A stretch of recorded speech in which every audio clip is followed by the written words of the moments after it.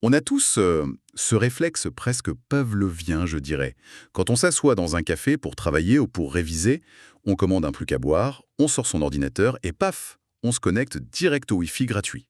Ouais, c'est automatique. Exactement. On s'installe, on se sent bien, on a l'impression d'être à l'abri, mais selon la vidéo de la chaîne YouTube Pourquoi qu'on analyse aujourd'hui, cet instant précis de confort, c'est en fait une faille de sécurité massive.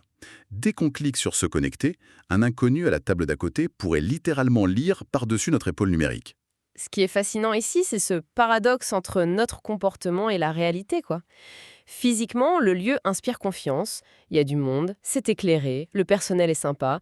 Donc notre cerveau associe cette sécurité physique à une sécurité numérique. Ouais, c'est un faux sentiment de sécurité. Totalement.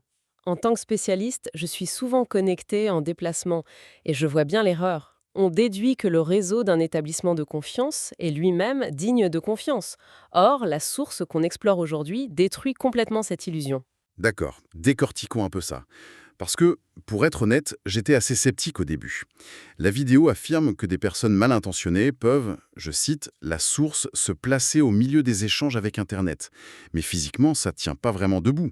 Si ma table est dans le coin et que la box du café est au comptoir, comment on se place au milieu d'une connexion sans fil? En fait, c'est justement la nature du sans-fil qu'il faut comprendre. Quand on se connecte au Wi-Fi, les infos, elles voyagent pas dans un espèce de tunnel invisible et fermé. Elles sont diffusées dans l'air, sous forme d'ondes radio. Un peu comme une station de radio classique, en fait. C'est exactement ça. L'ordinateur crie littéralement les informations dans toutes les directions et la box écoute. Et inversement. Attends. Si mon ordinateur crie mes données, un pirate dans la même pièce, il lui suffit d'écouter. C'est un peu comme envoyer une carte postale et quelqu'un la lit par-dessus notre épaule pendant que le facteur la porte. Absolument. L'analogie de la carte postale est parfaite. C'est ce qu'on appelle l'attaque de l'homme au milieu, ou man in the middle en anglais. Avec des logiciels très simples, une personne bascule sa carte réseau dans un mode qui enregistre tout ce qui passe dans l'air. Et le pire, c'est que la connexion semble totalement normale pour la victime. C'est invisible. Et c'est là que ça devient vraiment intéressant. Parce que, bon, savoir que quelqu'un regarde la liste des sites que je visite, c'est gênant. On n'a pas envie de montrer son historique de navigation à tout le monde. Mais la source dit que ça va plus loin. Elle précise que parfois c'est pire. Oui, beaucoup plus loin. Le pirate pourrait intercepter les mots de passe. Et là, j'ai besoin de te challenger. Quand je tape mon mot de passe pour ma boîte mail, je vois des petites étoiles ou des points noirs sur mon écran. Comment quelqu'un qui capte des ondes peut voir les lettres que je tape? Ah, ça c'est la grande illusion numérique. Les petites étoiles sur l'écran, c'est juste un effet visuel. C'est cosmétique, ça sert uniquement à empêcher le fameux voisin de table de lire sur ton écran physique. Mais ça ne change rien à la façon dont les données sont envoyées. T'es en train de me dire que, derrière les étoiles, mon ordinateur balance mon mot de passe en toutes lettres dans les airs. Mais oui, c'est exactement ça. Sur un réseau ouvert, si la connexion n'est pas sécurisée, le mot de passe est transmis en clair. A, B, C, 1, 2, 3. Le logiciel du pirate capture cette suite de caractères avec une facilité déconcertante. C'est un truc de fou. C'est comme hurler son code de carte bleue dans le café.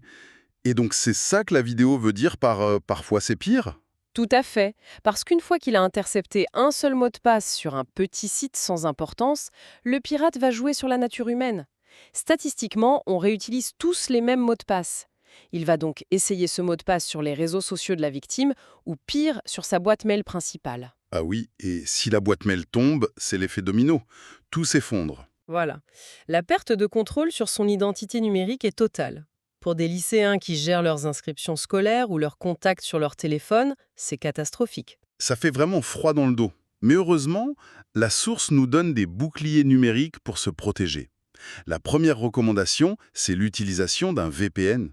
C'est un acronyme très connu, mais en français simple, c'est quoi le concept? Si le Wi-Fi, c'est une carte postale, le VPN, c'est quoi? Le VPN, ou réseau privé virtuel, ce serait une enveloppe blindée verrouillée. C'est une application qui va chiffrer les données. Avant de les envoyer dans les airs, elle applique une formule mathématique qui transforme ton mot de passe clair en une bouillie de 300 caractères totalement aléatoires. D'accord, donc le pirate dans le café, il aspire toujours les ondes radio avec son logiciel, il est toujours là, mais il ne récupère qu'un chaos illisible. Exactement. Il intercepte le message, mais sans la clé mathématique pour le déchiffrer, ça ne lui sert strictement à rien. C'est génial ça! Et si l'on relie cela à la situation globale? La vidéo mentionne une autre protection, le HTTPS, le fameux petit cadenas à côté de l'adresse du site web. C'est quoi la différence avec le VPN? C'est un deuxième bouclier qui est complémentaire. Le HTTPS, c'est une sécurité mise en place directement par le site web qu'on visite, pas par une application sur notre téléphone. Ça crée sa propre couche de chiffrement, le contenu des messages et des mots de passe devient invisible pour le pirate local. Ok, je vois. Donc le combo ultime pour blinder sa sécurité, c'est d'avoir l'enveloppe du VPN et le cadenas du HTTPS. C'est ça, on brouille les pistes à tous les niveaux. Alors, qu'est-ce que tout cela signifie au final? Eh bien, pour les lycéens ou les futurs étudiants qui nous écoutent et qui vont passer des heures à bosser dans des espaces publics, il faut retenir que les Wi-Fi gratuits sont très pratiques, mais fondamentalement indiscrets. Ils exposent l'historique et les mots de passe. Mais qu'avec des réflexes simples, comme le VPN et le HTTPS, on peut chiffrer ces données et s'en protéger efficacement. Oui, c'est vraiment devenu une compétence de survie indispensable aujourd'hui. Absolument. Et ça nous amène à une réflexion finale, basée sur ce matériel. Oui, puisque la nature même de ces réseaux est de diffuser nos données dans les airs au milieu d'inconnus, ne devrait-on pas commencer à considérer toute connexion à un Wi-Fi public exactement de la même manière qu'une conversation extrêmement privée que l'on choisirait de hurler à haute voix au milieu d'une foule?